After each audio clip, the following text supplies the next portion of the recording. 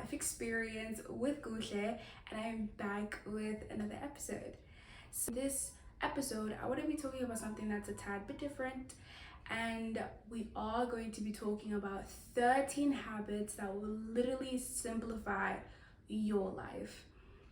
So if anyone is looking for a way to just live their life in a simpler way, and they're just looking for solutions in order to grow and elevate in the most simplest ways, then this episode is for you. I'll be linking down all my socials where you can find my podcast, Instagram, and my own personal accounts down in the description below. So without further ado, let's get into the episode. Prioritizing discipline over motivation.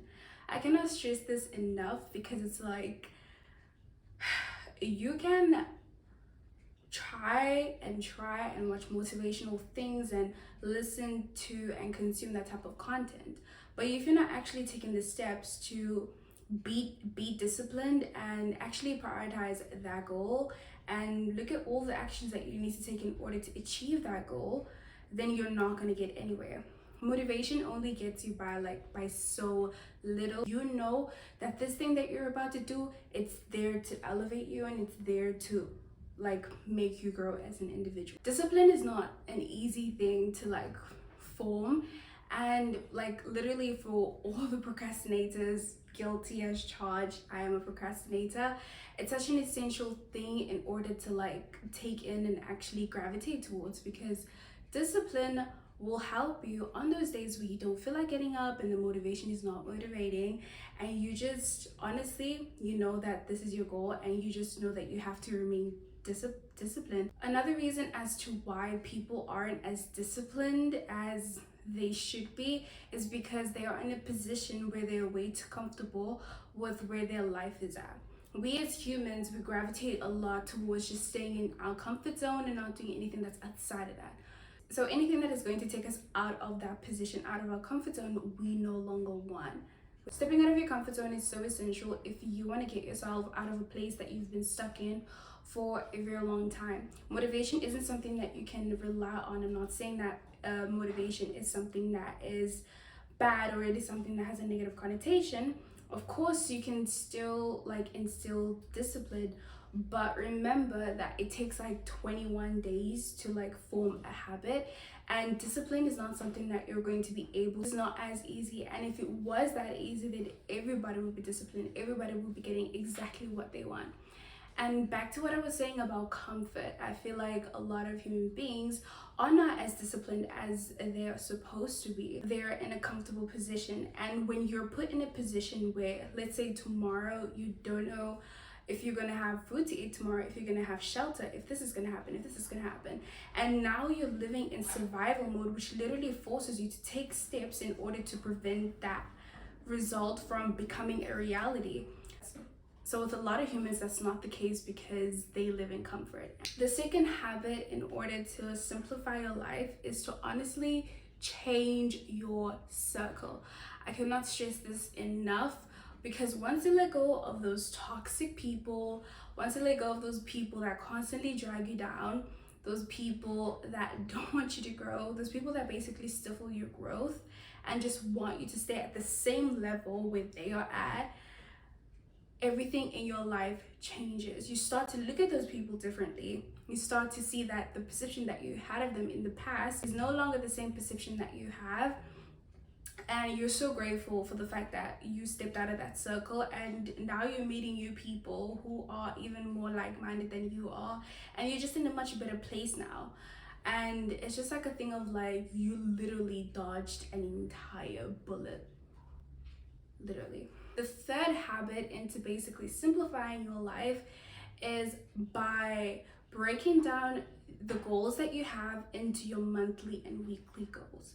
There is absolutely no use, it's completely useless if you have a vision board for your New Year's and you have all your New Year's resolutions and everything. You're like, oh, I'm gonna get the bag, I'm gonna get this, I'm gonna get it to the gym, but you're actually not taking everything that you have on your vision board and actually planning it down into your monthly goals and making them habits.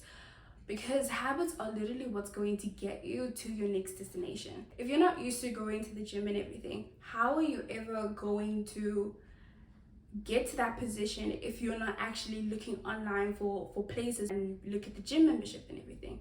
It's like, it's so useless for you to have this perfect looking vision board, and it's like it can look like all different sorts of things and it can look so appealing, but and I feel like that's another thing that people like get twisted. They just make their vision board look like the most prettiest thing in the world, but like there's no substance to it, and you're not actually wanting to put the steps towards achieving those things that are on your vision board. And it's also because these goals of these people are like, sometimes it's long-term goals. Sometimes you have to think of goals that are maybe like realistic to you right now, that you are able to achieve right now.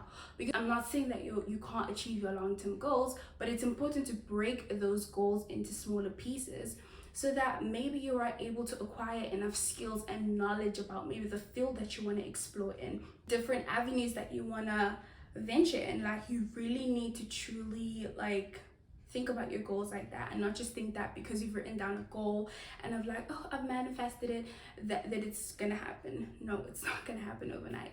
Even the people that you think maybe have a success overnight, it doesn't happen like that. Best believe those people have been grinding for 5-10 years and you're only discovering them now. Number 4, which has been a big one for me, especially like this year, because I feel like this year has been a year of like panicking and really like stressing, but this habit literally helped me in everything, and that is just to stop stressing and hand it over to God. Because the second that you fixate on something and you're worried about, oh my gosh, like what if this doesn't work out, what if this happens, what if this happens, and you're thinking of all of these negative things, you are just showing like the universe, and you're just showing God that you don't trust them enough for this process to like, you know, result into like this positive outcome. Like, when you don't put your trust into something, like, where does your faith lie? You're not trusting the process, and you're not even trusting yourself. And operating on stress is not the way to go. I feel like personally, even though I do stress, I'm the type of person, I feel like I stress last minute. Let's say I'm supposed to start something like on the 16th of July. And then it's, let's say like by the 7th of August, I need to have it done. By like the 20th of July, I'll be like the most chill person, but when it comes to like maybe like the day before, like 7th of August or whatever, it's like now I'm stressing, now I'm under pressure. Even though I know that I've prepared for this, it's like, why am I suddenly stressing? Why am I suddenly having these negative thoughts? You also have to dig deep and think, why am I having these negative beliefs? And you have to really think, are these your innate beliefs, or is it something that maybe someone said that maybe like made you overthink the situation? Because overthinking will get you nowhere. It will get you absolutely nowhere. Perfectionism, I feel like it gets you. I feel like I have a love and hate relationship with perfectionism, because I feel like it allows you to achieve maybe one of the greatest things, but at the same time it sets you back so much, because you're constantly thinking, is my craft perfect enough? Is it good enough? And I feel like people are going to look at that and they're not even going to want to try to find the perfect thing in that.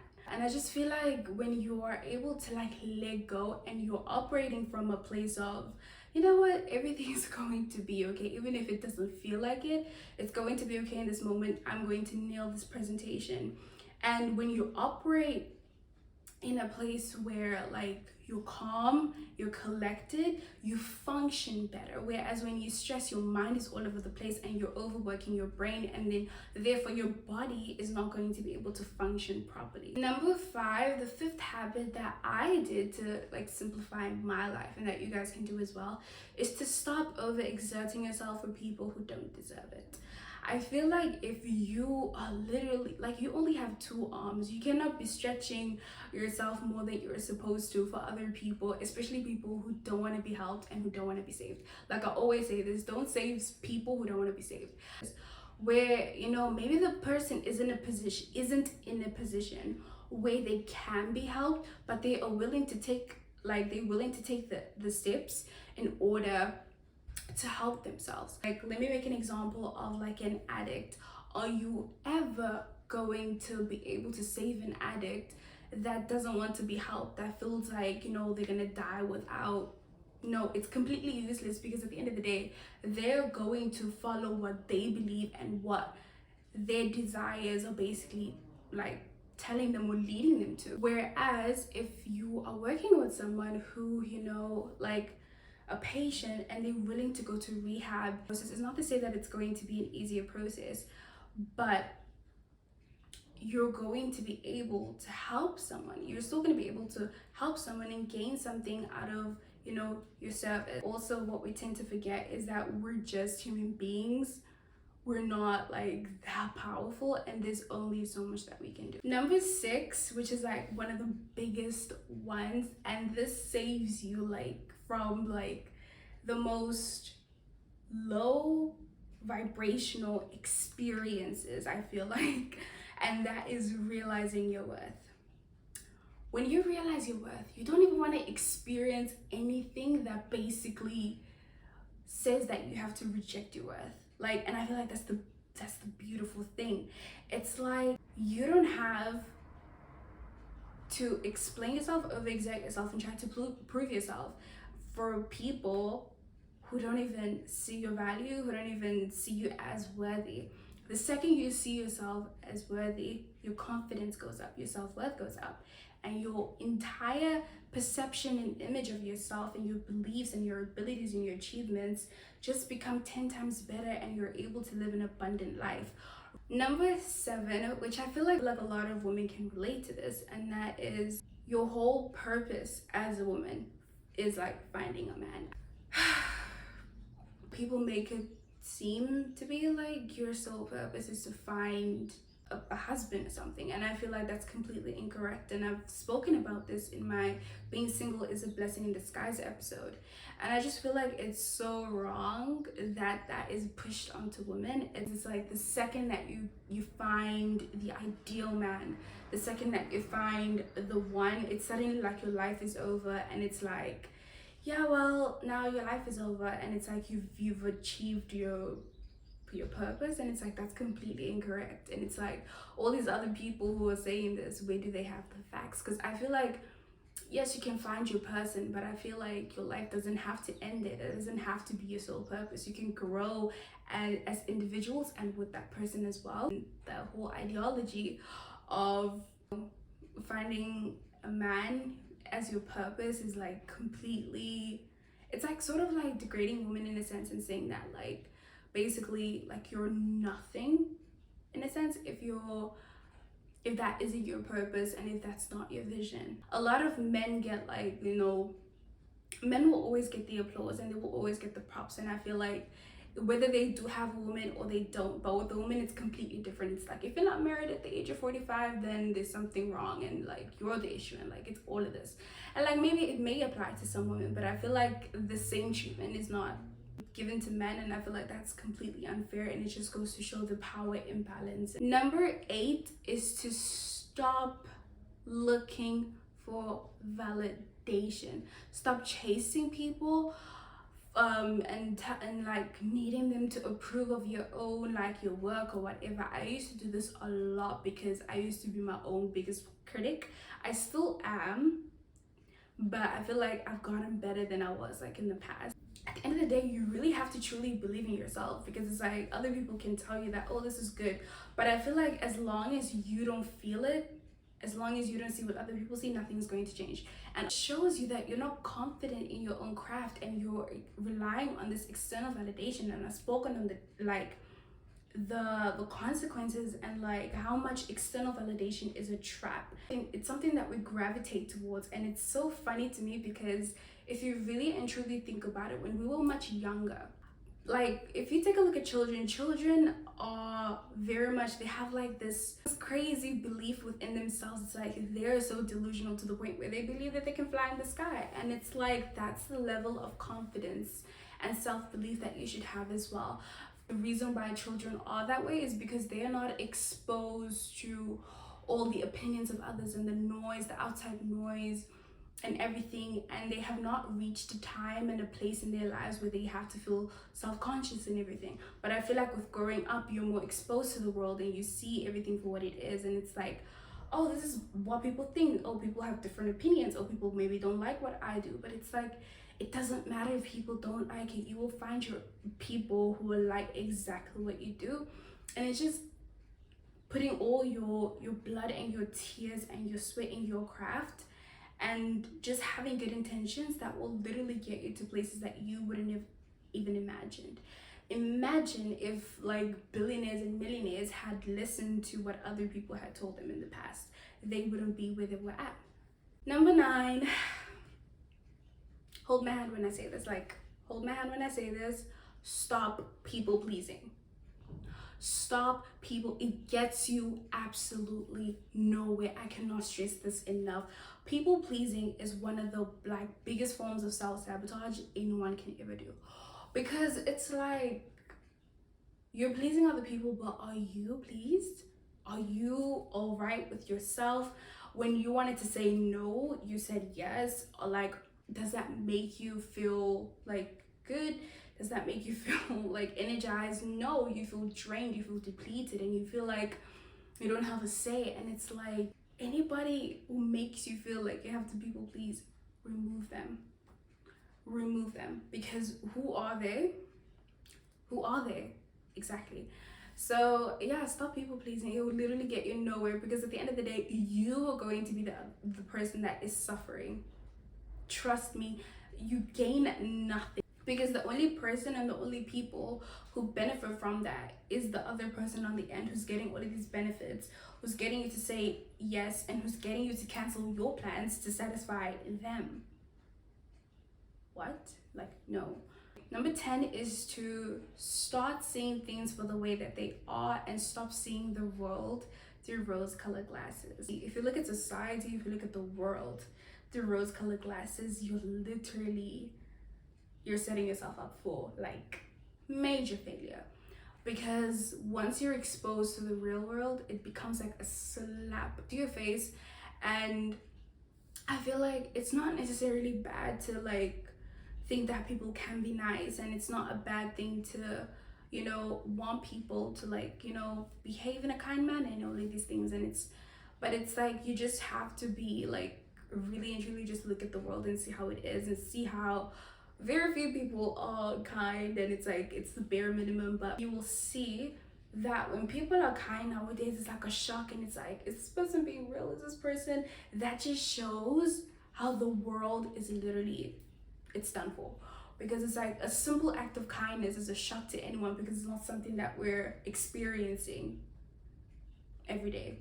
I feel like seeing the world through rose-colored glasses, it will just end up like hurting you in the process, because now you're gonna see the good in everyone, and it might get you nowhere, and it might get you to this pit of loneliness where like you feel like you're on your own, you know, you have no one, and it's like all of these things. And I just feel like the second that you see things for the way that they are is the second that, you know, your perception of the world changes. Number 11, which is like, it's like a blend of two habits, which is like, stop trying to prove everybody's perception of me like wrong. And the second is explaining yourself. Now, can I say, and I will stand by this in 5 years time and in 10 years time, explaining yourself to people is stupid. Because you don't owe anyone any explanation. No one is God on this earth. Why should you have to like explain why you said no for something? It's like, I said no, and that's what it is. Like, you get people out there that will literally come at you just because you said no. Like, it's so crazy. And it's like, you really have to check the people that you're surrounded by. And you will be seen as the bad guy once you don't explain yourself anymore. And it's like, people are gonna say, oh, you've changed. Oh, she's no longer the person that I used to know. Oh, she used to be this very nice person, but like, she's become so cold-hearted. If that's the perception that people want to have of you, then so be it.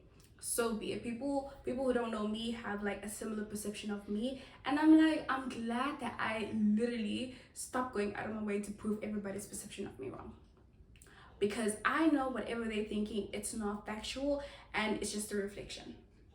if that's the way that they want to see me, if that's the image that they want to have of me, and they don't want to get to know me for who I am, then that's all right. You don't have to prove every single person wrong, because it's like I would overexert myself and I would try to like show them that, okay, perception of me isn't real, and it's like they still couldn't see it. And I was like, you know what, let me stop, because it's literally just a waste of your time. Number 12 is doing one thing at a time.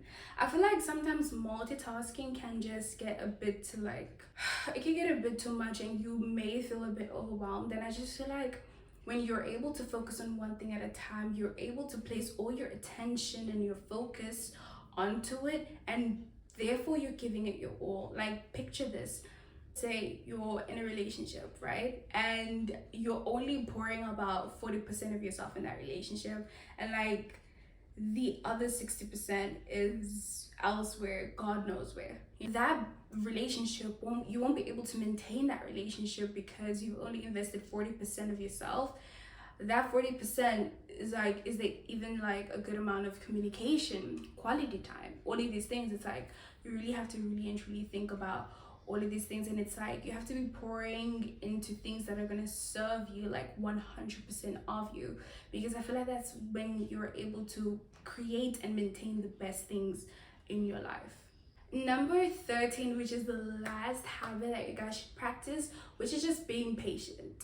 Like, again, one of my biggest struggles, because I'm a very impatient person, confession, but honestly, being patient is probably like one of the like things that will give you like the biggest blessing, because it's like, okay, maybe you may not get something now, but it's like God or like the universe, they never say no. It's either like a not yet, or like I've got something way better for you. If you don't get something now, you're gonna realize that you didn't get that thing because you weren't in the right, either like the right position or the right mindset in order to get that thing.